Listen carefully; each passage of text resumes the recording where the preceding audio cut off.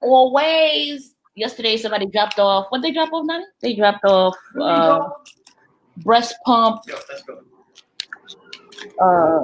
We are live. We are live. Let's start our watch parties. Hey. I don't even know where my phone is. All right, I'm about to mute for a minute. How y'all doing out there? Well, I'm hanging on. Today has not been a great day. It's one of those days that I know everybody can relate to. Who did it? Who we got to roll up on? Yep. Oh, foundations. That's what we have to roll up on. Let's do it. Fuck these fools. You know?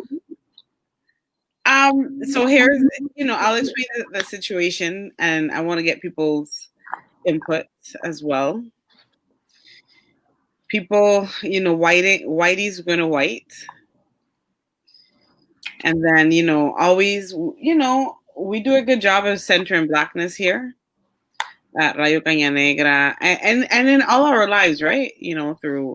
Through Bronx Rebirth, Afro-Latino Travels, Afro-Resistance, through our own families. Mm-hmm. The three of us are, I feel like, really intentional and conscious and together when it comes to that kind of stuff. But then, white people mess us up. Because at the end of the day, it's about the power. We should be able to Every destructive power because we don't. And today I've been feeling it. Esa impotencia.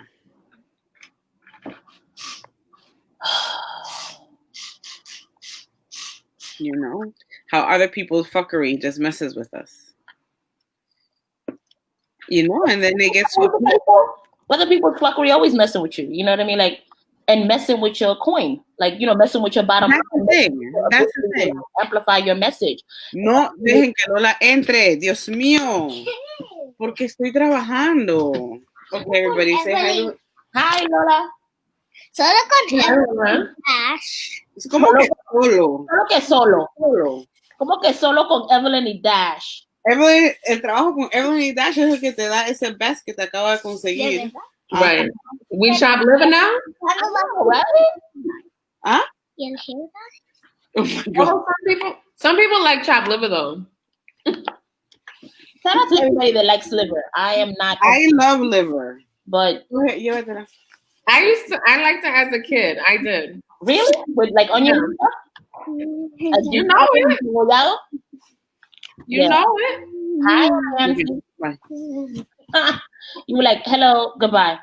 I feel like I know a lot of people today who's their birthday. So shout out to all the birthday people that have had birthdays recently. Like, is it Scorpio season or is it still?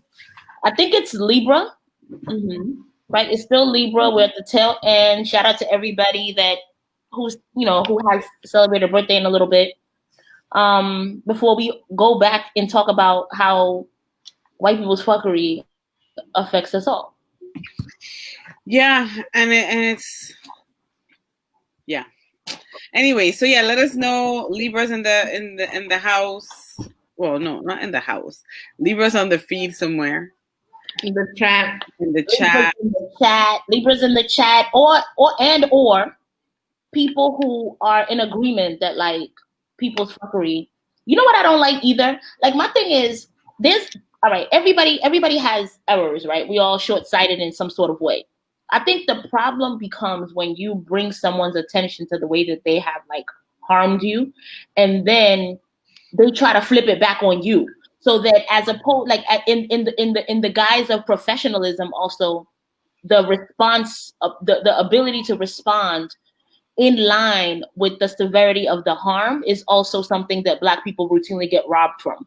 Yeah. Like, you played me. I can't scream on you and bark on you the way that I would like to because it's not considered to be professional. And so like that harms you, because now you're not only been harmed, but then you've also been robbed of the response. And I think that that is part of the reason. Meanwhile, white people could get, they, you know, their response is always put it in the bucket, or not always, but like often put in the bucket of passion, and, or even if you do things like cry, right? Like there's a space where like if they cry, it's like, oh, needle on the record, things stop. And so again, it's like this constant robbery of the ability for me to respond in kind with the severity of the harm that has been caused. Exactly. I don't like. But that goes back to what we always talk about, being able to even understand that you created harm. Right. People don't even understand that they have, because if folks are just finding out that they're white in their 30s, what harm is being done? They're obviously not doing any harm if the world has always no vas a dormir con esa esta noche. If the cierra la puerta, if the harm has been if they're in their 30s and they're just finding out that they're white and dictates and have so much power, right? How are they going to be able to figure out, like, oh, I did wrong and I need to apologize, and I did that? Like, those are just expectations that I feel that we can't even have, because we're wasting our time. So it's like, wrong has been done. We identify the wrong in a way that is, as you said, palatable and diplomatic and professional and all that. And then they say, no, it's not us, it's you. And then there's no moving forward in there.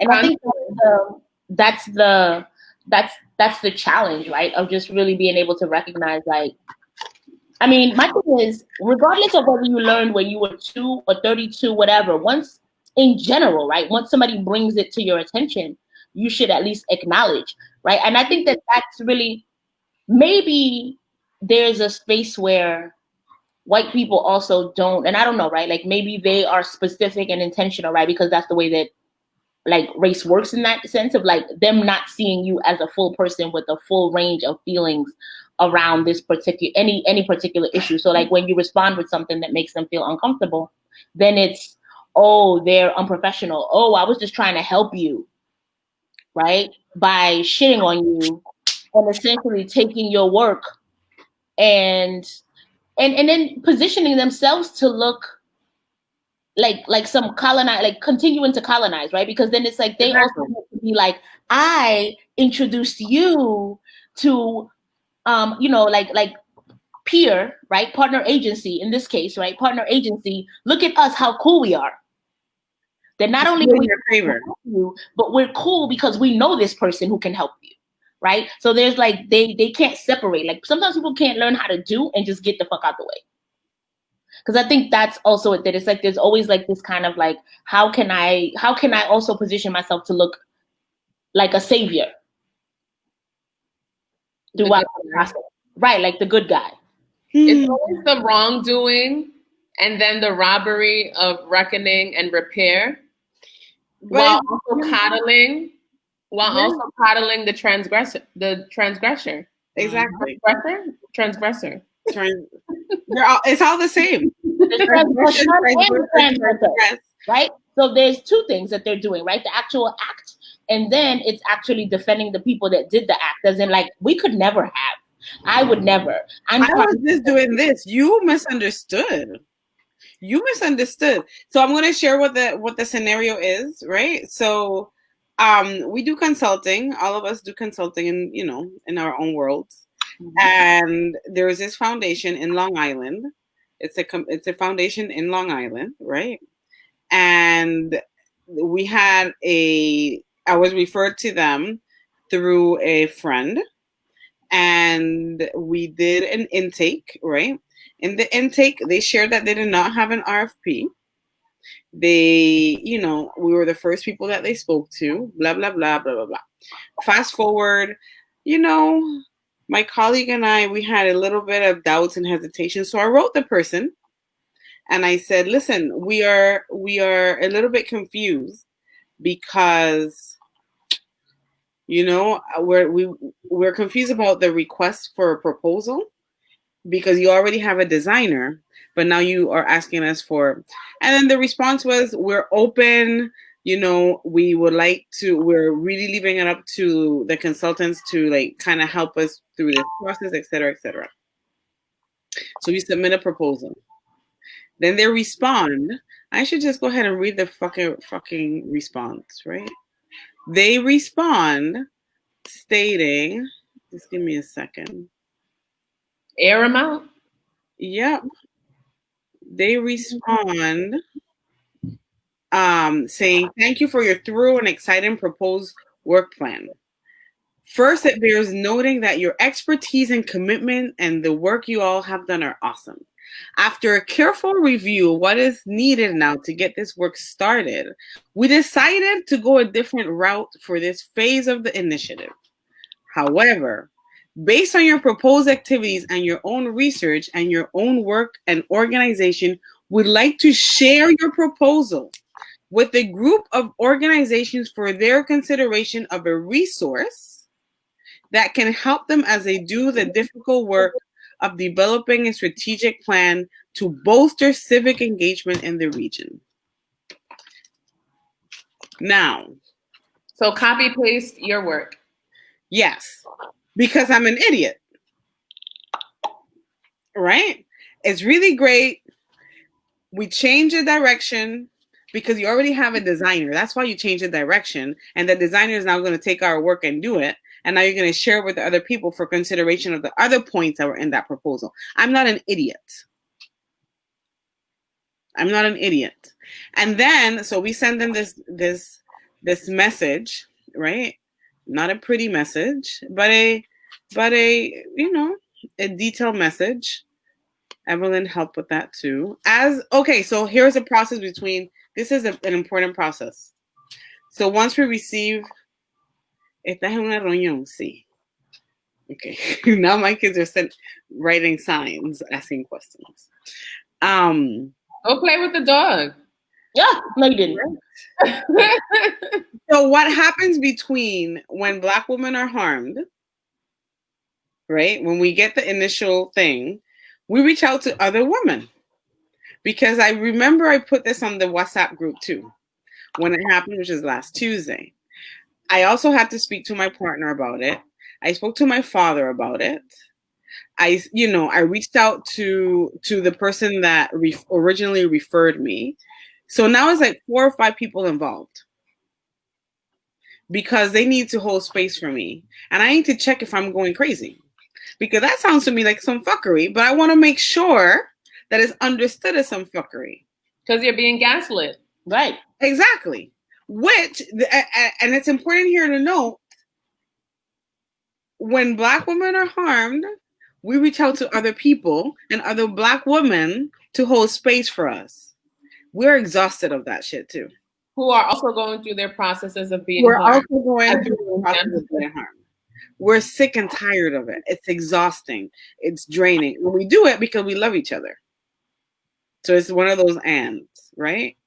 Because all of us are being fucked over by all these white people simultaneously at the same time in different aspects. And when we share, then it's like, oh my God, that happened to me too, or this is going on with me. But we have to hold space. And it's exhausting to the point that sometimes tears are even shed. Yeah, and it's tears of rage, right? Yeah. Like rage and disappointment. And I think that there's like, even when we talk about like different tears, like there are different types of tears, right? There's sadness, there's like eye-cause, but the tears of rage just sit so differently in your stomach, right? Like a real, like the when you want to like scream in your pillow, like it's just the inequity of it. Yeah. At best, scream in your pillow. At worst, throw a people that love you and yourself. Right. Right? Like, no, as Janvier was talking, it reminds me of the video that's making its rounds with the 2 sisters. Oh yes. Perfect example. The sister that blew out the candle, I'm like, that's white womanhood. Wait, look. Yes. And we should share that. I don't want to give that little white girl too much because,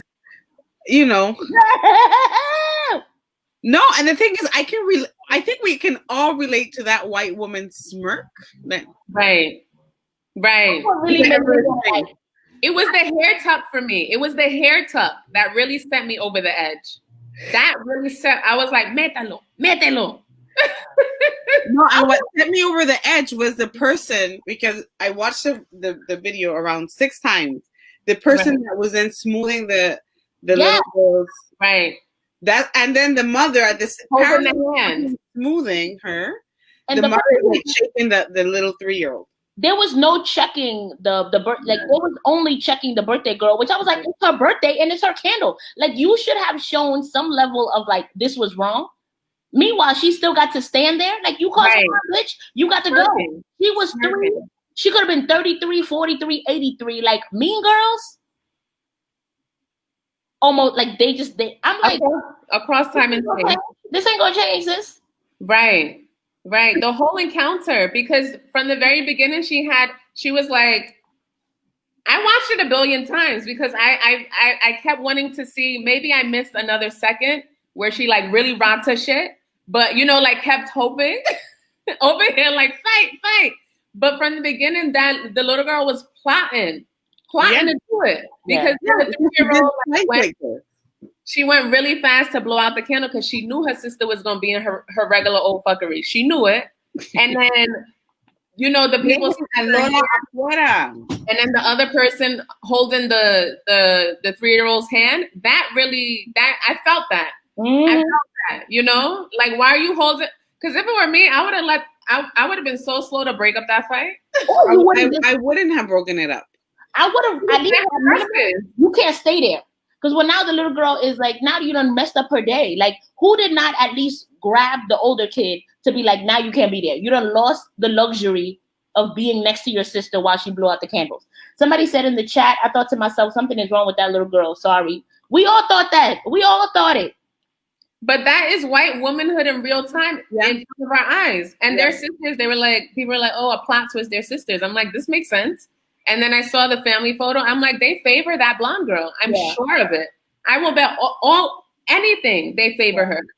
I was like, why is nobody snatching her away? Right. A little, no, somebody's smoothing her hair because, she has to look good. Coddling her and placating the rage of the one who has been transgressed. Well, I feel that rage. She's getting her justice, and y'all are intervening, protecting the violent one because people are like, oh, well, she's pulling her hair. I'm like, yeah, and her blowing out the candle was violence. That was violence to me because she knew what that day meant for her. She knows that the spotlight is on the birthday girl. And white women can't have the spotlight nowhere else. That's it. It's when you're not in the spotlight, white folks want to take that away. Yep. Take that away. So we wrote a response email. Not just white folks too. Like, let's just be clear, right? That motherfuckers be hating the spotlight. Also, they hate a person in charge. I think that there also is like a space where people have real resentment to being in charge and they don't want to be told what to do. And I think that also like people that are in charge, right? Like I've been thinking lately about like a lot of the contemporary things that we expect and how that has also caused a whole group of people that have all the words but none of the skills to execute the words. So when they have power or when they are in positions of power, they also tend to become the oppressor, even though their words before they obtained the power were words of community and equity, right? Because people just don't know, like, you're still an asshole. If you don't know how to do nothing, you're an asshole. And so Genevieve knows what I'm talking about. But I just wanted to put that out there, that it's like there's a space where I think there's a group of people who have more words and skills, and that you are also out here causing harm. Absolutely. Right? That there is real harm that is being caused. And I think that sometimes we have such a lens that is only attuned that we're not really recognizing that also and very often the people that are also learning specific terminology stand to also cause similar harm to what white people cause, which I think that sometimes it's more hurtful because you would say the right thing, but then do something that actually causes harm, which I think is really is really shitty. right? There's a, because that's not for liberation. Like those practices are not for liberation. They are legitimately, bless you, to cause harm to someone. Yeah. And I think that, and to also be a betraying motherfucker. Like that's the, like you people look out for you, and when you get the opportunity, you cause the same harm that white people would have caused. It's your own people. Like we have these ass clowns, Ice Cube and 50 Cent, but I mean 50 Cent is an original clown, so like that ain't no surprise. But it's more, people are selfish. I think that the other side of it is that people are very selfish. That it's like they only look at their own positioning to gain and the positioning, and it makes it fucked up, because even when you fuck up and you're like have some level of integrity with your fuck up, right? There's still the space of like people looking at you like, wait, what? How? Like I've had a shitty week too, and I just blame, like, I don't even know. It's only Tuesday, you all. It's right. It's only Tuesday. It's a shitty week, and it's only Tuesday. I mean, we just began. What you mean? Definitely, but it's like just really recognizing the ways in which, like, like sometimes doing right can also be the problem, or doing right with the wrong people. I think this brings up what Genevieve, I will never forget that chat that we had about in WhatsApp about collective work and how a lot of these movement people have become celebrities, and now they're having tea with the same oppressors they were calling to the mat. And Genevieve was like, it's when people lose sight of that collective work that's what makes it dangerous. Like the saying, money is the root of all evil. And it's like, no, it's the love of money. That's the root of all evil. It's what you do with that power. And so when people are losing sight of collective for their celebrity, which is ego, then we ain't gonna get nowhere. Yep. And I think that's part of that. I think we're gonna see quite a bit of that as time moves on, because people get caught up with having the first dissenting voice now, it feels like. Like people can't even celebrate shit and be happy, because as soon as you celebrate something, here comes somebody else talk about but what about the think pieces? And you're like, suck my ass. Like, let me just be happy about this. Like, go away. Exactly. Like there's seriously, like there's a moment where it's like, I think that there are a group of people who are like really attuned to like just throwing salt or throwing water on somebody's fire. Absolutely. And waiting in the wings, just waiting. Yeah, just be waiting like.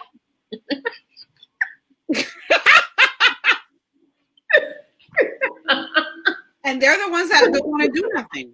They don't want to do nothing. No, they're the ones that will because I know them. I can give you names and names and names. They're the ones that they want to do it. And then you're like, okay, can you send out that email? That was on a Sunday. Tuesday, hey, did you send out that email? Oh no, I'm gonna do it right now. Then Thursday, hey, did you send out that email? Why are you asking me for? Why are you this? Then they want to go on Twitter and tweet about you, or they want to be like, oh my God, I have anxiety. You asking me to do my job at work. No. Motherfucker, you cash them checks. Once you cash them checks, you got to do the work.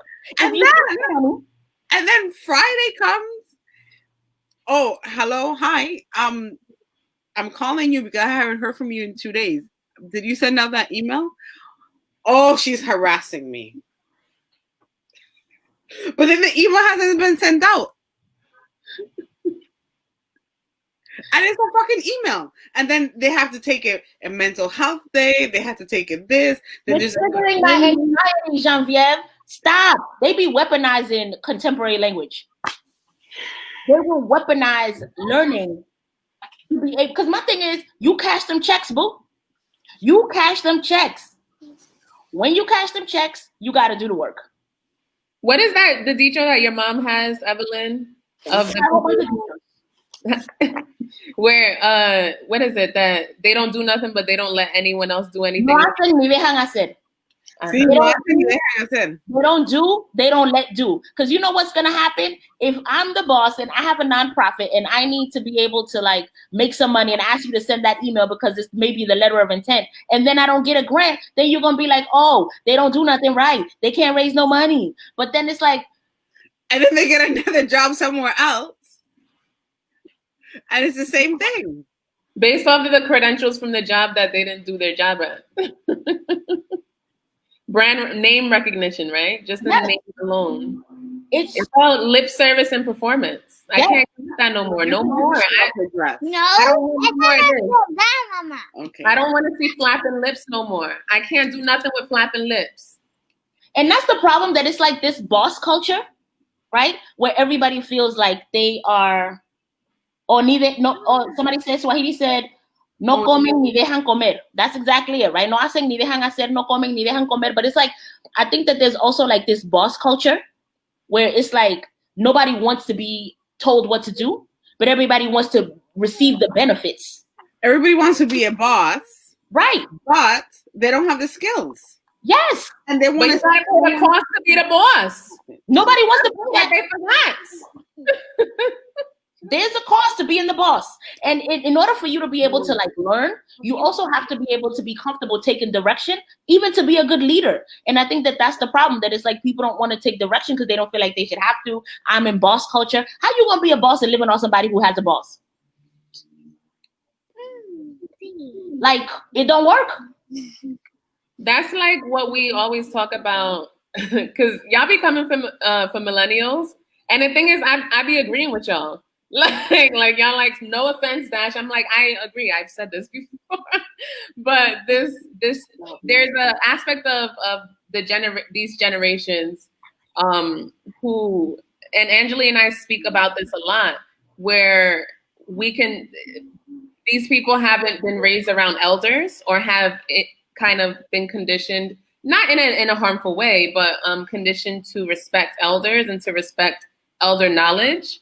And it shows, because in no way, shape, or form can you come up on a scene in 5 minutes and then you're demanding to be compensated highly. You haven't done any work or investment. You maybe have attended a live stream and now you're the expert. I've been told by one of my students, right? Do you know how many followers I have when she did not get a good grade? Oh yes. 22-year-old. Because one of my comments was, the editing, if you can't edit properly, then get somebody to like support you in that, or let's have a conversation. Right? But also her research was not good. It was all over the place. It's like different people, or maybe she plagiarized. I do not know. But it read like different people wrote different pieces. That kind of chopping. Right? And I'm a professor. And when I gave her that feedback, she asked for a meeting with me. So she came in. And then she told me, do you know how many followers I have? What that got to do with your poor paper, boo? What that mean? She was like, I know how to write. I blog and I do this. Do you know how many followers I have? And then I said, I don't get paid to look at people's social handles and how many followers. And I don't do that. I said, but how many followers do you have? Because then now I'm interested. I'm like, wait, how much was it? 6,000. I don't know, but who? That's it? No, I don't know. It's probably more. I was like, okay, and you still can't write. Like you got 6,000 fools following you, and now you trying to come at me like 6,000. No, but that was a threat, because I asked her. I'm like, oh, why are you? Why did you tell me? I'm like, you can put my name out. I said, I don't mind. She's gonna complain about poor customer service at her college. Like what? And you should know something was shady when they request the meeting, and then they be like, I came to check you. Like that's the perspective of like, I came to check you. But she should have made it.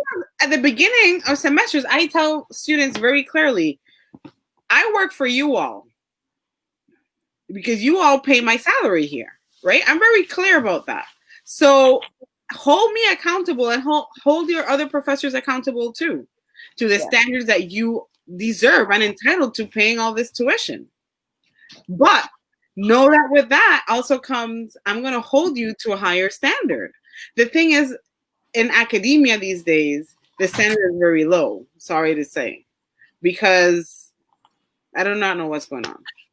Well, I do know what's going on. Far. She took that your spiel too far, and she should have made all those followers write her essay then for all of that. I'd have been like, so why you didn't utilize them? Yes. You're not using your resources. Now this is an even lower grade. It's a sense of entitlement running rampant. Yes. Yes. You want to play, I can play too.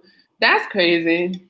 I've had enough of I think that also is like, it's such a fascinating thing, because when you tell students that what people will understand and how they will take that information is it's like the spectrum of how people can interpret that. It's like, you work for me, so therefore I'm supposed to get what I need from you. Know what I mean? Like, there's not like I feel like that statement I hear a lot of professors say, and I really feel like it needs to be broadened, because I don't think that if the consistent interpretation of that messaging is that I do what you want, oh no, something is missing in that statement. And I think that that's an important thing to really be able to, like, because I think that that's the but that's also maybe a generational thing also, and that's the way that people are interpreting that. I feel like students just want to get a degree and get out, right? And I've heard that before, because I've had, I create the environment when I teach, where students come to me for, especially Black students, right?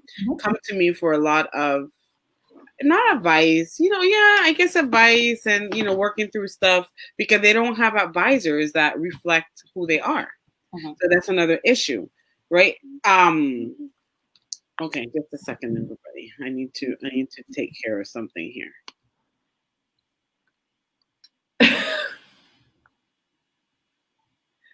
We don't even need to know what was said to be like, that was Black mama face. Full. Right. So yes. So part of that is professors be buck wiling out here too. Buck wiling. And doing the least and not doing the least. And my thing is, like, don't complain to me about it. Hold them accountable. Hold professors accountable. It's like this new generation is just replicas of new social hierarchies.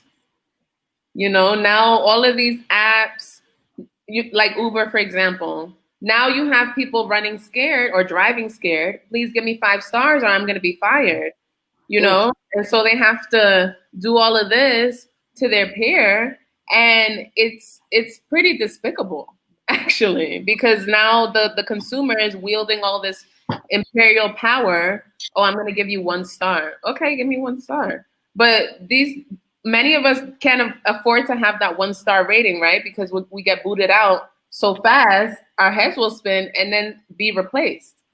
And so it's really, that's a topic that has really been irking me for the longest. And especially with the Uber drivers, they're like, I give everyone a 5 star unless they do something crazy, right? Which that happened twice maybe, but my Uber driver got in a fight with somebody. So like and I think I still gave him 4 stars. Like, what happened? No, I gave the Bronx on the way to John B.F.'s house, actually. And I was literally a block from her.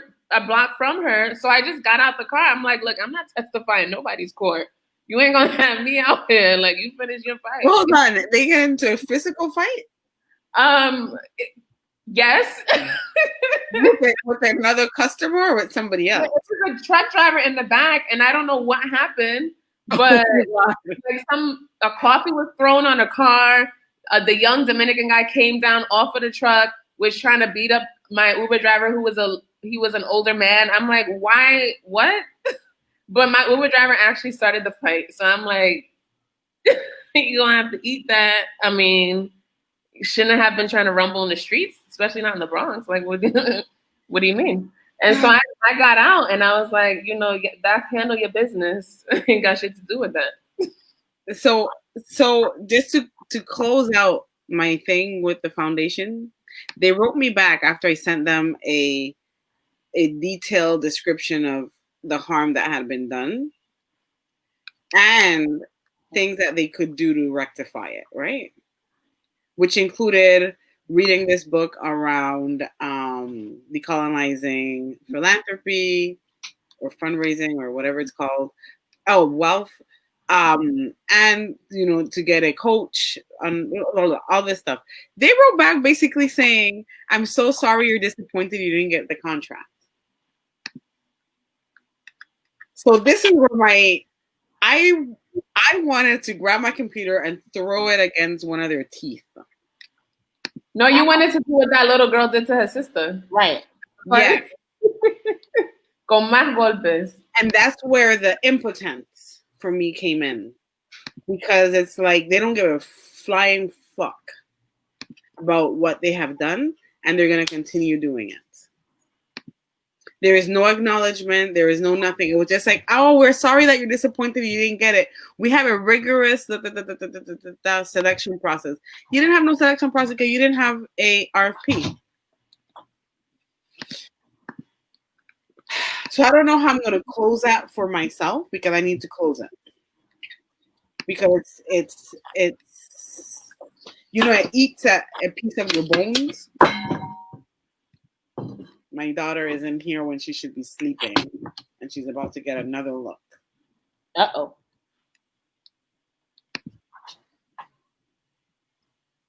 It was basically, "I'm sorry you feel that way." Yeah. I'm sorry you feel that way. Dismissive, condescending. And then she said, "The purpose of us sharing is for you to get more opportunities." You should be grateful. You should just give them my business card then, right? Or an email. Why share the proposal? And did I tell you that I want more business? Because honestly, listeners, I'm capped out. ¿Quién te mandó? I'm capped out. So nobody said that I needed more business. But you must, because you're a Black business. So, I'm going to save you. With my smirk and my hair tuck. And then I have, another organization, I understood that it's an elder man and he's a Black elder and telling me that, they need like a mediation type of deal because staff that's Black come and say, they want to do A, B, C, D, E, F, G. And then when he says, "Well, we don't have the budget for that, then he's being accused as being anti-Black. What? Exactly. I don't even understand some of this shit. Like, when people weaponize, motherfuckers got me tired.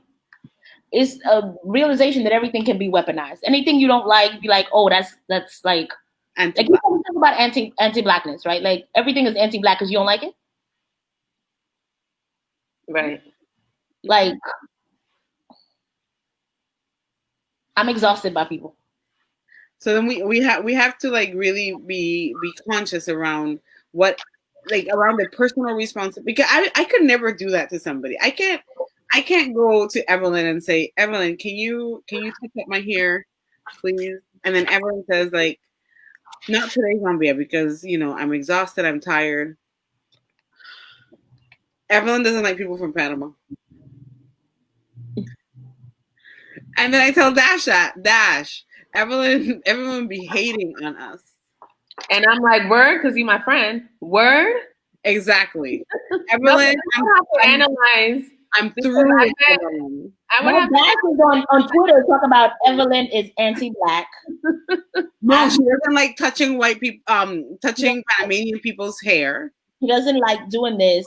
He's anti-Black. Now I'm on Twitter. People are flaming me. My mentions are in a flame, all because my Black ass wants to get a little bit of sleep. Because I'm fucking tired in a global, in a pandemic. Ooh, pandemic. Right? So imagine how these things, like words and language, have a lot of power. and it's, you know, it's sad, I think, when people have a tendency of just like, for the purpose, because I can understand if the purpose is to create awareness over something. But I think that more and more increasingly you start to realize that like the purpose is to really be first, and it's like, I don't want them to cause harm. I want to be the person that causes the harm, because then that puts me in a position of like being like a badass. I get to like look a certain way to my 650 followers. So it's just like I get to kind of like be in the front, and that's a real dangerous thing. That's a dangerous space. Right. Can we talk about Dash though? Dash and this lighting that she has, looking good lighting. It's looking regal. I just looked at her forehead and the light and the lipstick, and I'm like, what's going on in my life?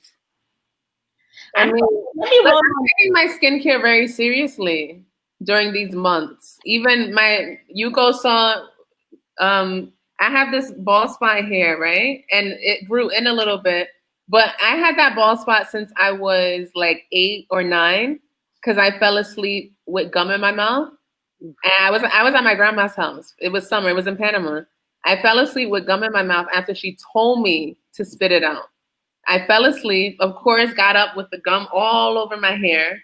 She was still sleeping, so I ran to like try to get it out. And there was a piece here and I ripped it out. And hair never grew back from that time. So actually it's a reminder of my times with my grandma. So I'm not mad at it. But the hair started to grow in a little bit. And so it's because like I'm like taking my well-being seriously during this time. I got my Cowderly, I have my Canny's Cosmetics, Black owned. I have all of my Black owned hair care, Curl Definition, Melanin Hair Care line, Creole Essence by my college friend, and just, you know, taking it easy. And you know what? Shout out to everybody out there with like, you know, with struggle edges. I'm part of the struggle edge gang. I haven't had edges since about 1996 when I got Bantu knots done, and the sister that braided my hair braided them so tight that I literally could not close my eyes. I had to take them out. It was like I looked like I can't even pull it back that much. But anyway, when I took the braids out, my edges came out with them, and it was like that was it. That was it. So they have just kind of like, if don't get too close. And if I'm really have like a special event going on, I might do like a chalking. Shout out to Philly. Right.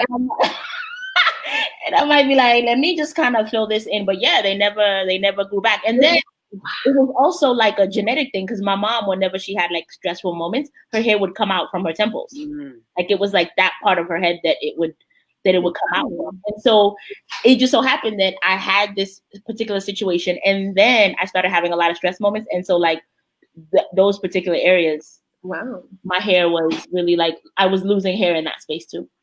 I've noticed that lately. I feel like lately my hair, you know, this side is getting further back, but it's not a big thing for me. But when I was small, I used to have my grandmother comb me, but I used to pull my forehead forward like this, because she would just be pulling hard. And I was always, you know, in Panama, like in a lot of other countries, right? Black children get their hair relaxed, sometimes really young. I never got my hair relaxed young, but I used to see, and then it's like buckets and buckets of water being thrown on you because folks don't have like the sinks and all that kind of stuff. It was that wash tin outside. You know what I'm talking about? Because the sinks in the house are really small, right? So people used to get that, and it was, you know, so you get your hair done like this, and it's buckets upon buckets upon buckets of water, and the front doesn't always get rinsed off properly. Mm-hmm. So I saw a lot of breakage in young girls, right? So when I used to get my hair combed by my grandmother, I used to just like bear down and pull forward, because I did not want I did not want my edges to be lost. So when I get my hair done now, like even locked, she sometimes pulls it, but I'm always holding it down like this. So my hair is never looking prim and proper here at the front because I'm like, no, don't pull. I still have that trauma of when I was young and seeing the girls with them. Yes. I still have that too, because remember, Ev, you were doing my crochet braids? Mm-hmm. And I was like, Ev, I really don't like to get my hair cornrowed. And then you sat and you pulled up the YouTube videos. You're like, we don't have to cornrow it. We could put it in a low ponytail and a bun. And I really appreciated that. Like, I felt like I was working through my trauma when you did that because you were so understanding. And I mean, it may not seem like a big thing, but it is, right? And I remember I was like, I was, because she was getting ready to cornrow my hair. And I was like, Ev, I have to tell you something. And she was like, what is it? And I'm like, I don't want to get my hair cornrowed.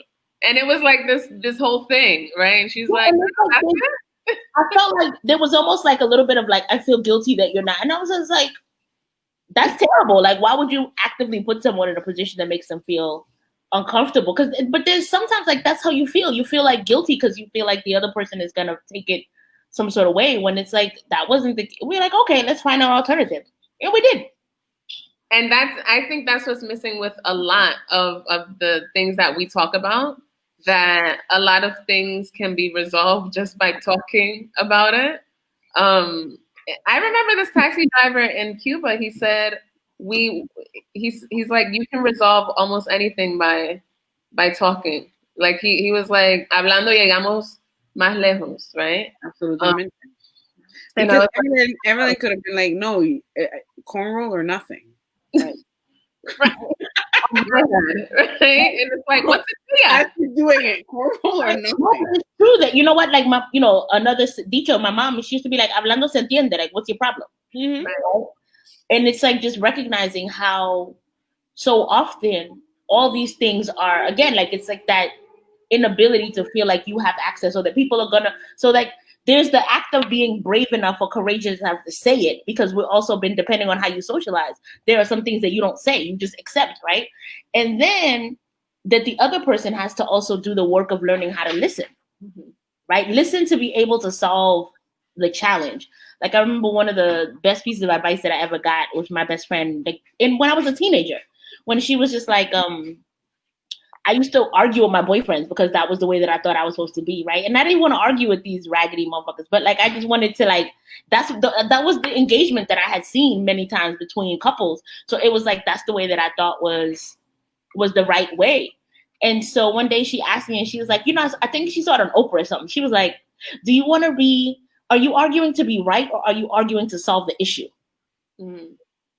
And I remember that being like, wow, look at you, 17 years old and like super profound and deep. But, even close to 30 years later, that stayed with me in the sense of like, do I want to be right? And do I want to solve the issue? And that doesn't always mean that there are not times that I want to be right. Because there's some times that I want to be right. I want somebody to concede my point. And then even if the point is minutia to them, it's important to me at the time. And if I need you to concede it, I need you to concede it.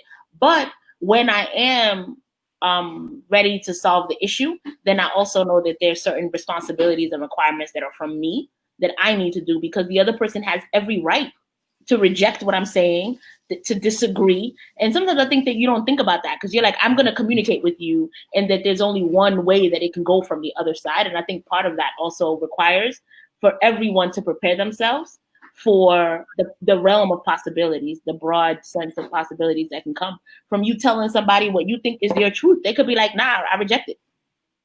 Right. And it's the other person's investment in that harmful behavior that you're pointing out. Because if you were tied and attached to, no, crochet braids, we need to cornrow your hair, but you weren't invested. You weren't tied to that.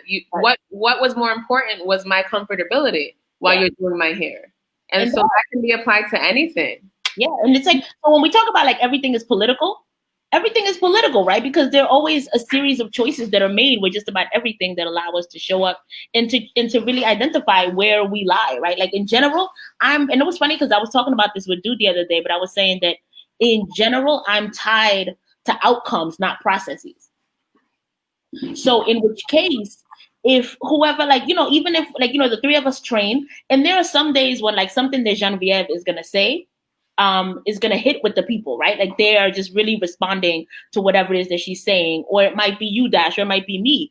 And it's like, whoever it is, pass them the fucking ball. Because if what we want, if the outcome is for people to leave the workshop being like, damn, Radio Cañanera is it, then I'm less tied into who gives the information, as long as they get information that is going to be transformative to them. I think that part of the problem is that people get so caught up in processes that they lose sight of the outcome all the time. And that hinders us from actually making the strides that we want to make. Because then it'll be like, oh, you stole my line, or you took my, I was supposed to put the sentence there and you didn't. Right. It goes back to the collective work that we reference, that it's not the individual, it's the collective. And so if we're forging to Black liberation, like Evelyn always says, whoever has the hot hand, you got it. You got that. If our goal is for people to leave like, oh, Rayo Caña Negra is lit, as everyone does every time, because we don't miss. But if we're trying to get to that goal and we're invested in that outcome, right, I'll sit back here, Ev. Oh, well, Ev, you got it. No, and it has happened. It has happened between the three of us. Not all of us show up the same way, and that's okay, because we are three different individuals. And sometimes one or two of us say, no, you're not going to take that call. Somebody else is going to take that call because of how we are, who we are. And that is okay. Yeah. And if we were not the missing piece is trust as well. Yeah. There's a big piece around trust that is not there. So in these kinds of situations and scenarios, there's no trust that the other person has their best interest, my best interest or somebody else's best interest at hand. And I always start off having people's best interest at hand. And I shouldn't do that, because I've gotten caught up in I'm centering this person and their okayness and all that. And then people are coming with little knives at my ankles like this, taking advantage of the whole situation and not trusting when I say I'm not the best person for that, but I have this recommendation. And then that person that I recommend is talking smack about me. Like, she's so dumb. She didn't even take this opportunity. And I'm like, because I give it to you. Right. And what is yours is not going to pass you by. And by that, right? So it's like, that is the other side, that what is yours. And I think that that's also another piece, that it's like, people be acting like you don't see shit. Like, just because I didn't say it don't mean that I didn't see it. Doesn't mean that it ain't going to come out back. That doesn't mean that I don't have to, you know what I mean? Like, that's the other side, that I just be like, but it's going back to the full realm of communication of when, just because I didn't say something doesn't mean that I didn't experience it. Exactly. And if it doesn't mean that you won. Say that last part again. I'm sorry, I cut you off. That it does, I think that there's also this space of, there's that lack of trust, but then also there's that lack of confidence that people try to make up for at somebody else's expense. So I think that often there's a set of people that will try to almost highlight your shortcomings to make themselves feel better. And that doesn't reflect on you, that reflects on them. Because my thing is, if somebody got me a job and I was to be like, oh, they ain't shit now that they got me a job, how? Why?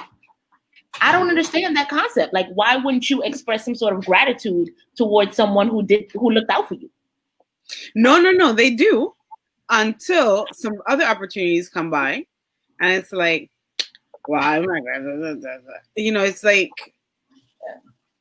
don't talk shit about me ever. That's my whole thing. Once the opportunity is there, unless I did something egregious, don't talk shit about me no time, because you don't got no reason to talk shit about me. You may not have liked the way that I operate but in general, a person should not be positioning themselves to be trying to talk shit about somebody who looked out for them at some point.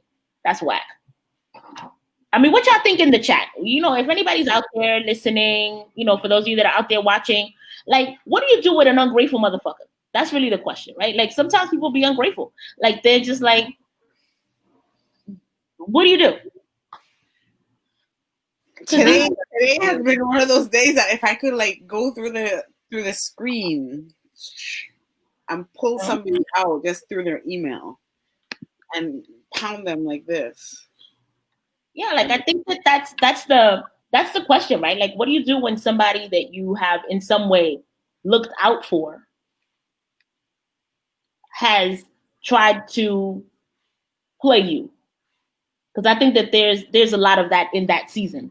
And Jasmine Mala says you are absolutely correct. So tell me what you think I'm correct with, Jasmine. Malagradecidos. Malagradecidos and shady. And the thing is, you know, like when you do stuff, you know, this is just me. When you do stuff, I don't expect like this whole gratitude thing. I really don't, because I was taught from very young, you do not do things expecting anything in return. Right. You don't even do things expecting a thank you. And many times I do things and people don't even know it. Yeah, because I'm just that kind of, you know, I like doing that because I have this thing with people saying thank you and all that kind of stuff, right? So I take a step back. gracias. But then it's like people talking smack about something that you've done, but they haven't even said thank you or acknowledged that it was done.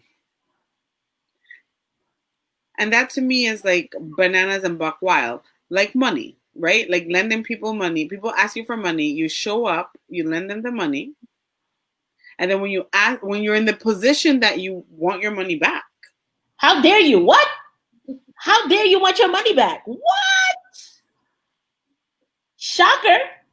You can't. She's stressing me over $300 now, or she's stressing me over $10. It's my $10.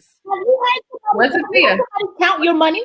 Like I had somebody, they were like, "Well, I mean, she's out here. She bought some nice shoes, so she must not need no motherfucker. You don't know.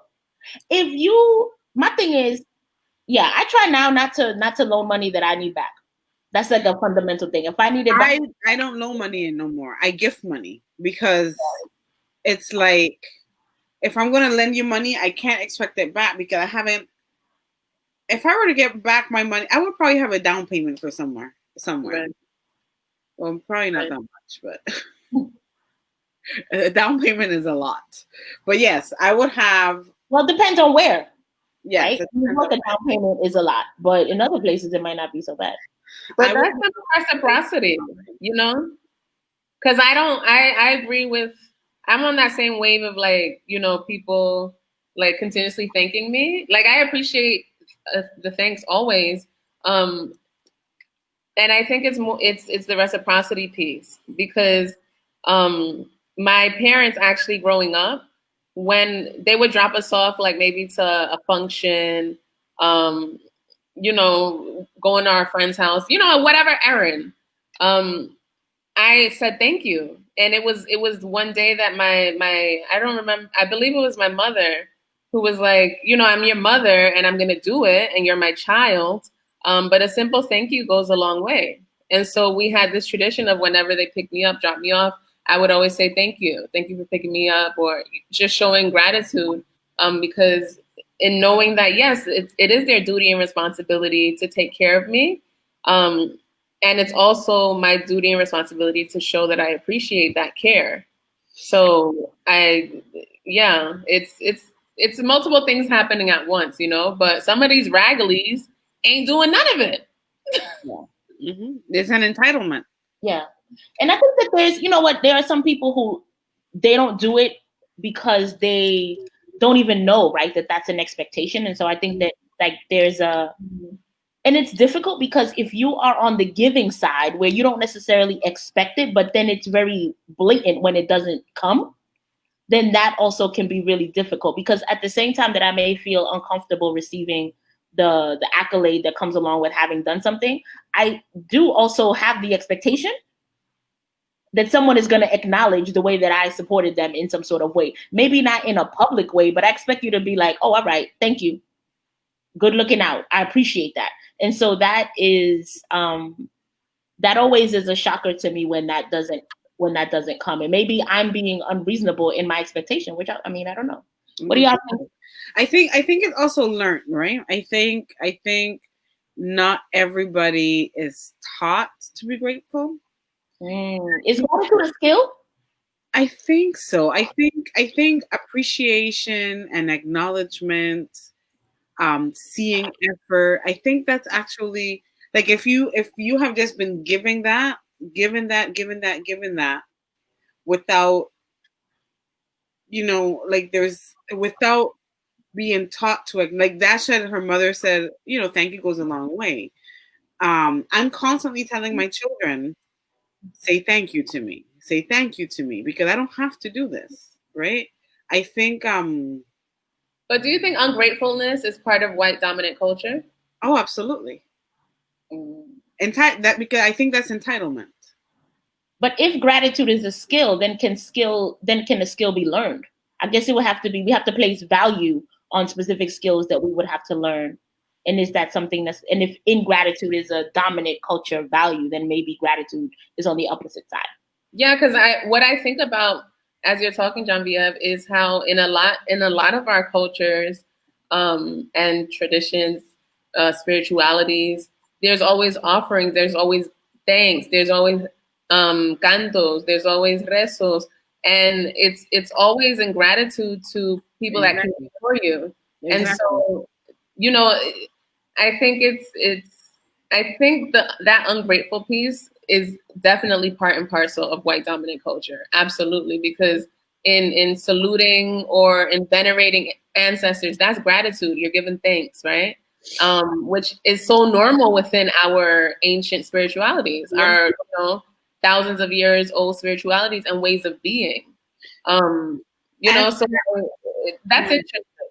And I think it's also like this like very individualistic living, because children that are growing up in like multi-generational households, I'm talking Black children, right? I do not know anything else because I was a Black child. And now I'm an adult raising Black children. You are a Black passing child. Right. With passing locks. So or fox locks. Faux locks. Faux locks. Faux locks. Fox locks. Fox locks. Lock and drop it. Anyways, so growing up like that, I feel like children also have a role to contribute in a household.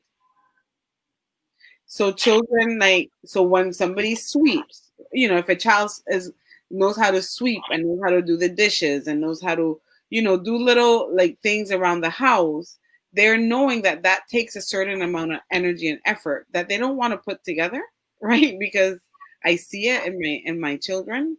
But then when I do it and it's their job, my kids are like, oh, thank you. I didn't want to sweep today. Thank you so much. But there's an expectation that this is your job and this is your contribution to this household. And if somebody else offers to do it or somebody else does it, there's a labor that has to go in. And if you're not appreciative, it's not going to happen again. Right. My parents, when we used to get out of pocket growing up, disobedient or what have you, they used to always say, you're too damn privileged. You're too damn privileged. And I'm like, what does that mean? As a child, I'm like, what does that mean? But when we were exhibiting those types of behaviors, they had to point out, look, don't get beside yourself. You're feeding into that privilege. And that's just shorthand for white dominant culture, right? Maria said that entitlement is learned as well. Entitlement and gratitude are learned skills and things. And I definitely agree with that. The entitlement part. I attended a workshop and one of the quotes were that that the people with the highest in like interpersonal skills or leadership skills, a good chunk of them are CEOs and a good chunk of them are incarcerated. And so where those elements fit in and who are the people that are constantly told that their leadership skills are ambitious, that they're worthy, that this is useful, whereas people who exhibit those same skills are punished for them. And so it's that gratitude, entitlement, and all these various layers around it, and who gets to participate in what. You're muted. And race, because when you say like a large number are CEOs and a large number are incarcerated, right? Let's be clear. A large number of whites are CEOs and a large number of Black folks and other people of color are incarcerated that exhibit the same types of behaviors. Yeah. The idea that white children are they're conditioned and socialized since young, that it's their birthright to enter into these spaces, that they belong there. And so you're teaching that entitlement from the get-go. You can have anything. This world is yours. So they feel entitled to it. Whereas you have all the messaging to the opposite for Black folks. Oh, she got silk pajamas on? Yeah, look out. Relax, negra. Relax. Oh, hey. So someone says, La Reina says, hi. I know you. I think gratitude exists in all cultures, and maybe it's a question of who or what receives gratitude and for what. And I think that that's the whole thing, right? It's the labeling. That some things are considered gratitude. Some people you give gratitude to, and some people you don't, right? But thinking about like the who gets what, even, right? Like who, I know for me, like I was always raised to say thank you to like everyone equally, because I knew how much it meant to the people that were like people that would routinely be ignored.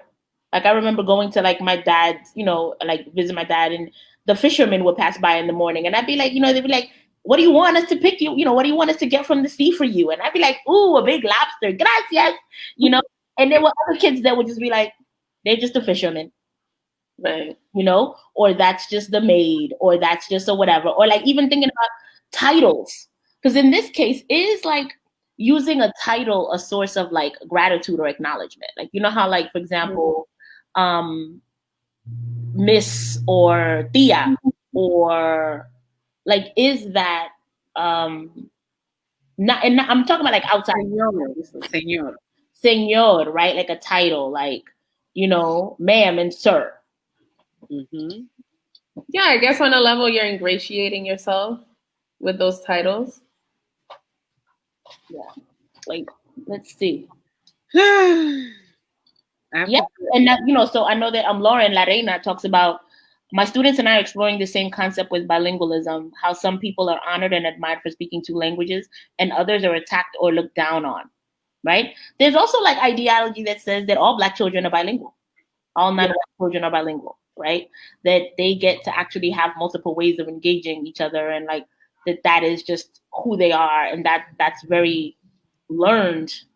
And you know what, in Genevieve, like some of you may not have been on these calls before, but like Genevieve also talks about the way in which it shows up in the expectation that someone that is bilingual should have like all types of grammatical mastery, even while they're in process, as a person who is monolingual, right? I know how to put all of the colons and semicolons in English, but it's not my strength in Spanish. Whereas someone who may have been raised speaking Spanish, right, or living in a Spanish-speaking country and then comes here, like they learn both. Mm-hmm. But if somebody forgets like Y-O-U-R versus Y-O-U'-R-E, then it's like, oh, the grammar police, here they come. And so that is just like a recognition of the ways in which we can utilize people's learned experience against them, but certain people get that. So like if I'm speaking French, it's like, oh, they're French, especially if they're white from France. But if I am speaking French from Haiti, it's like, no accolades. None. And a reminder to the folks out there, we have our 2-day workshop. Friday and Saturday, 10 a.m. to 2 p.m. EST, Anti-Blackness in the Latina Community, Part 1 on Friday, and Part 2 on Saturday. And not to mention all the great programming coming from Afro Resistance. You have 4 programs coming up in October. Well, 2 in October, 2 in November. Ev is about to set things ablaze on her. It's on Instagram Live, Evelyn, for Bronx Rebirth. Yep, it's gonna be. Well, actually, I think so. Yeah, stay tuned. Follow us on. I know there's some family pictures coming up. Yes, so we are collaborating with the Black Feminist Project led by Tanya Fields on, I think it's October 30th, and we'll be doing, as part of the Harvest Festival, you know, we're hoping that the weather holds up. We're doing family photos. So if you are in the New York City area and want to come to the Bronx, you can socially distance family photos, bring everybody. We are encouraging people to bring themselves, their pets, you know, auntie, whoever you want to really sit with and take a beautiful family photo with a amazing Harvest Festival backdrop. When is that? It should be Saturday, October 30th. We will be there, maybe with Lola fingers, do yes, style. Please. Because you know what? One of the things that, you know, this climate and this environment is robbing us of, just like looking at the cute kids with like their little Easter egg costumes or whatever they're wearing out here in these streets. If you get your costume at Party City or Fashion Nova, come on and bring yourself. Halloween. And you have I found that the pandemic parenting self-care strategies for caregivers, October 27th. So it's parents. Yep. So we're doing a whole bunch of stuff with BX Rebirth and just getting out there and continuing to give diapers and formula, offer low-cost doula services. And I guess we're moving into the training realm and just kind of talking about our experience, how we have been able to, you know, in less than 5 months, donate almost 50,000 diapers in the Bronx, have contact with more than 500 people. 500 families. So it's been quite the experience. So shout out to everybody that has given us any type of support. We are really, really grateful and excited to continue this work into 2021, hopefully. You need to air horn yourself. And you know what? I'm glad that you said that, Dash, because this week, part of what made, it's only Tuesday, but part of what made this week so difficult was that, you know, you're trying to do a lot and some shit falls by the wayside. And I had a situation this week where I, in short, I fucked up. Like I fucked up and and it was like, and I, you know, and because Mercury retrograde also exposes everything, I got exposed during this climate, which is not really, it wasn't even exposed. I wasn't hiding, but it was just like, I said I was, you know, it basically was like, I said I was going to do something and I meant to do it. Right. But it was all these other things that were going on that I didn't really show up the way that I like to show up for this particular project. And I let people down. And so like, someone gave me the opportunity, which I was really grateful for, kind of signed me up for it. And so that was really disappointing for me, primarily because I was really embarrassed at the fact that somebody looked out for me and was like, oh, let me pull you in on this project.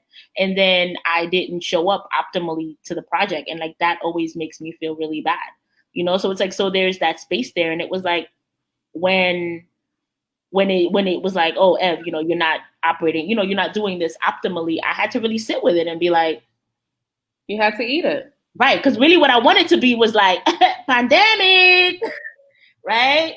Shout out to Majimbo. But what I really wanted to, right, Elsa Majimbo on Instagram, if you're not following her, you're missing out on a good time.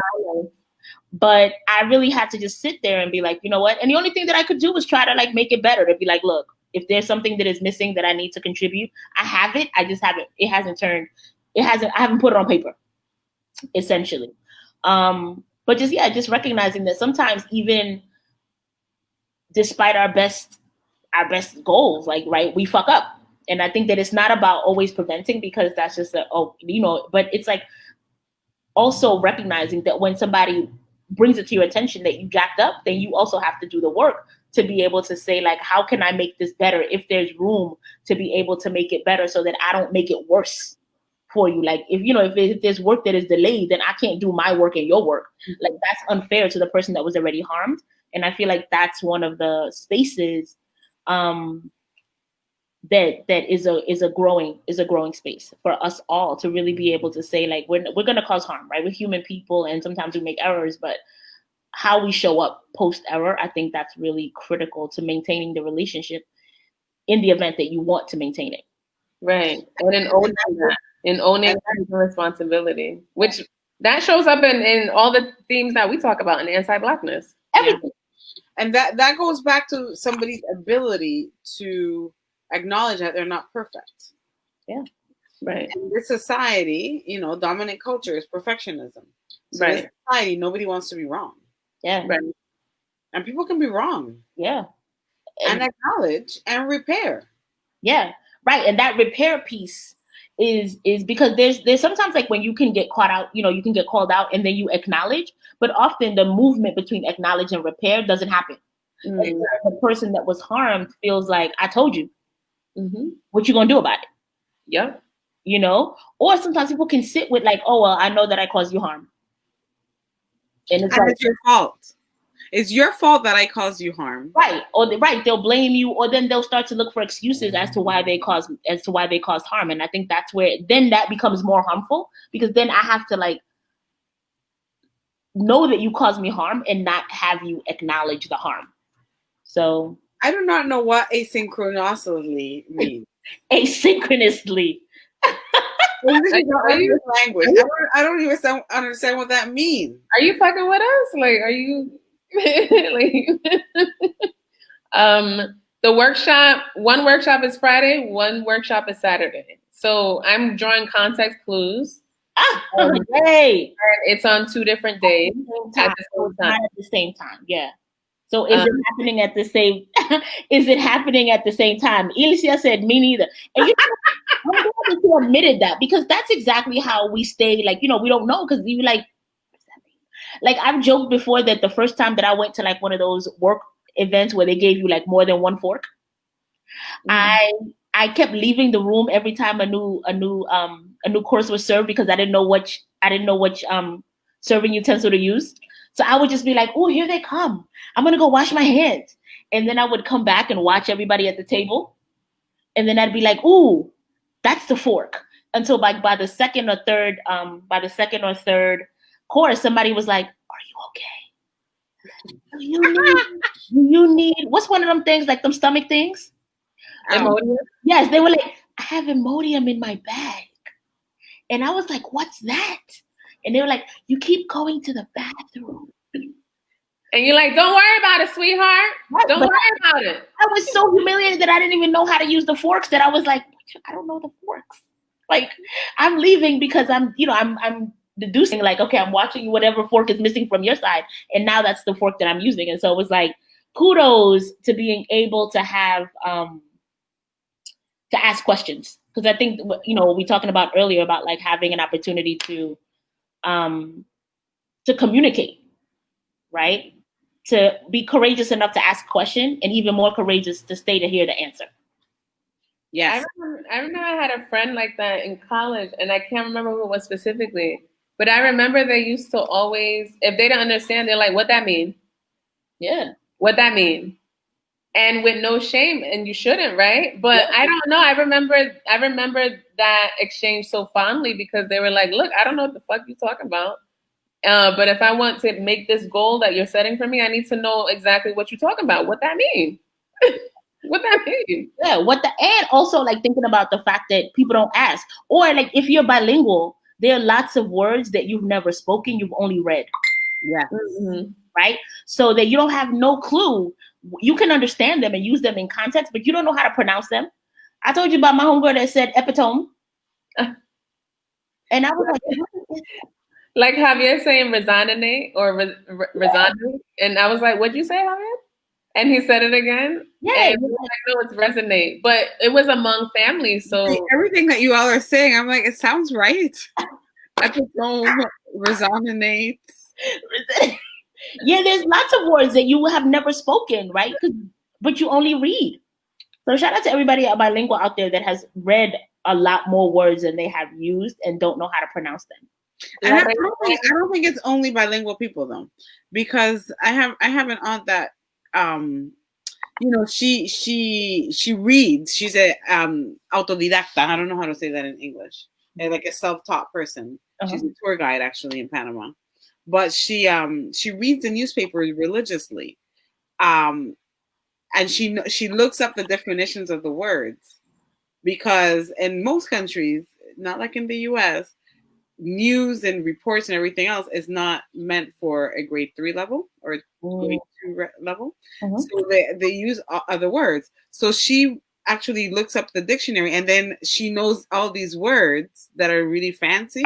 So she's our like family thesaurus. So we'll go to her and be like, oye, ¿qué puedo decir en vez de esto? And she'll come up with a word because she has read it, but she doesn't know how to say it properly. Right. You know what? Jasmine agrees. Jasmine says, I effed up epitome before, and I'm not bilingual. So how do you say it? Epitome. Oh. So she pronounced it. She said epitome. Epitome. Which is valid because English is so many exceptions. I mean, right? It makes sense. And I was like, and it took me a minute to realize that. I was like, that sounds right to me. Right. Like I knew what she was talking about because it was some, it was like college freshman shit. So it was like this nigga's the epitome of foolishness. And I was like, yes, he is. Yes, he is. Well, my son is learning, they have all these new words that they're learning. And I had to tell him the other day, like, no, the H is silent. And he's like, why even put it there then? Right. Like, why do they put the silent letter? In Jamaica, the H is gonna be all different because they add H's where they are not in the word, and they take away letters when they're there. So like salmon or island. It's Iceland, okay? Or it was like Amherst, or whatever it is, Amherst.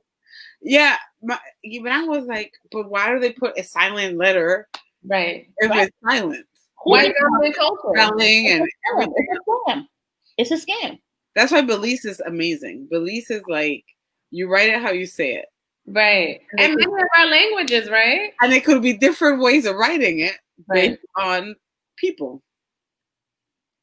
And it really be the Europeans that have these exceptions to the lettering, and then they want to say that our names are hard. Like McLaughlin, it's spelled McLaughlin. It's McLaughlin. Where you get McLaughlin from that? Where? McLaughlin. It's McLaughlin.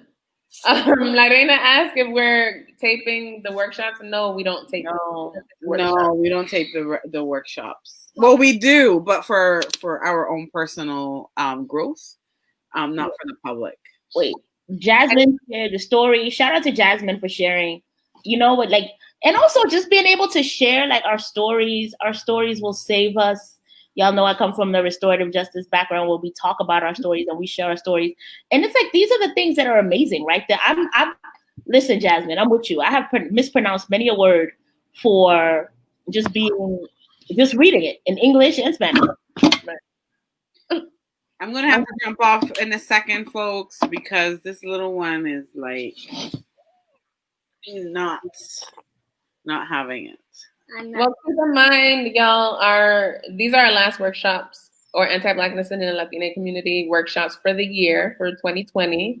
We're gonna have a couple new workshops in November. Exciting! Woo!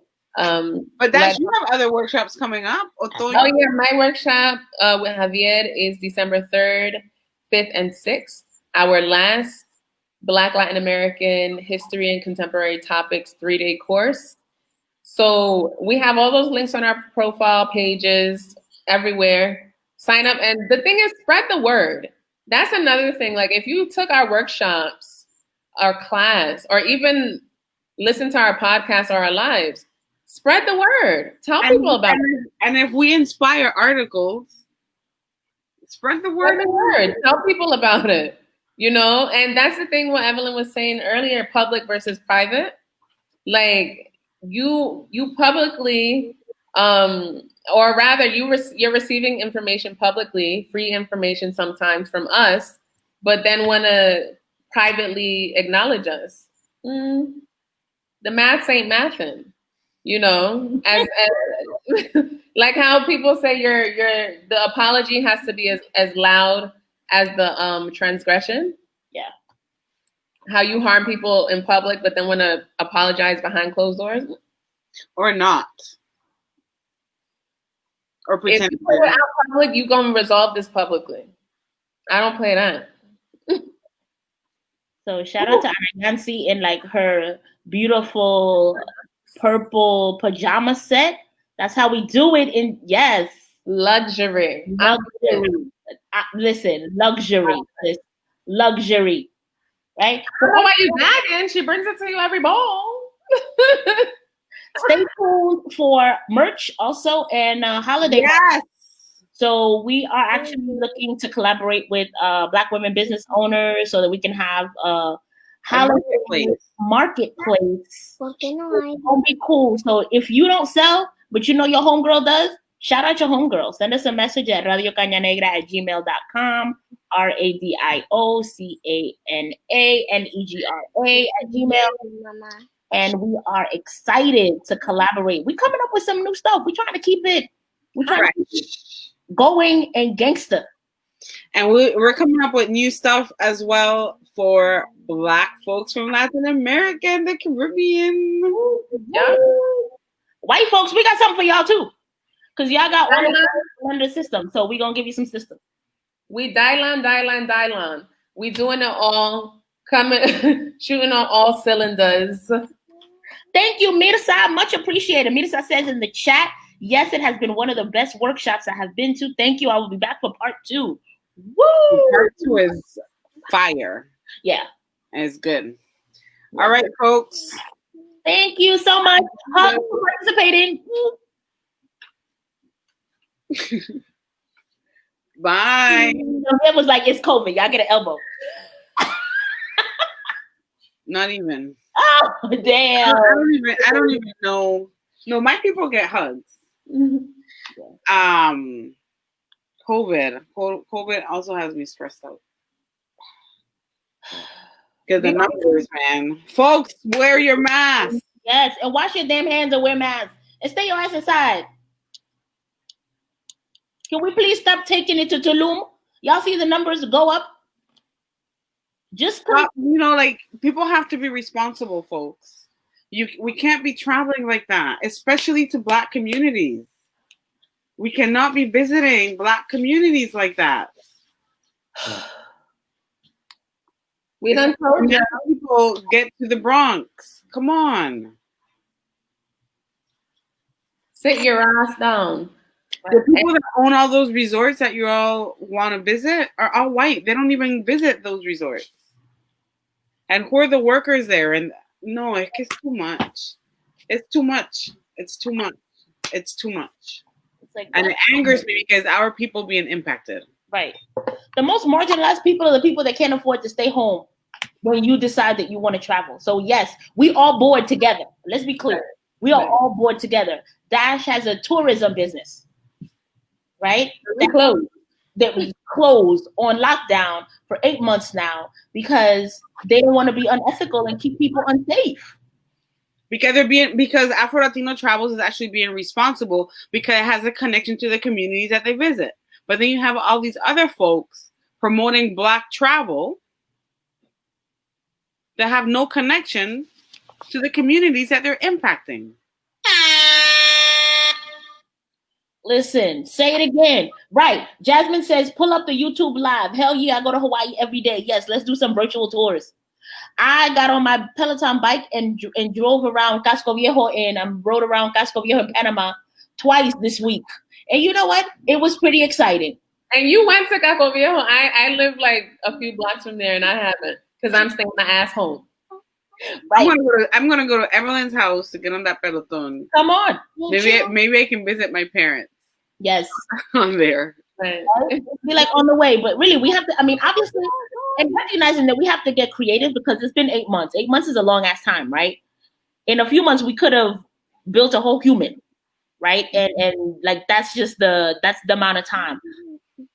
And this is more collective work, right? The act of going and doing things because I am exhausted and I need to get out and I have whatever is individualistic thinking, whereas the act of thinking collectively, like, and the cost of this right? The cost, like my partner's doing contact tracing work, and every day he tells me like a story where somebody's like, oh, they just decided to go on vacation, or they just decided to do this, and now they came back, and now they live in a multi-generational household. There you go. Grandma, or all these other, these experiences. And so just thinking about the ways that we collectively have to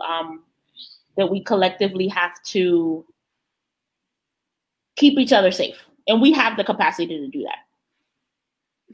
Yep. So my boss here is saying goodbye to everybody.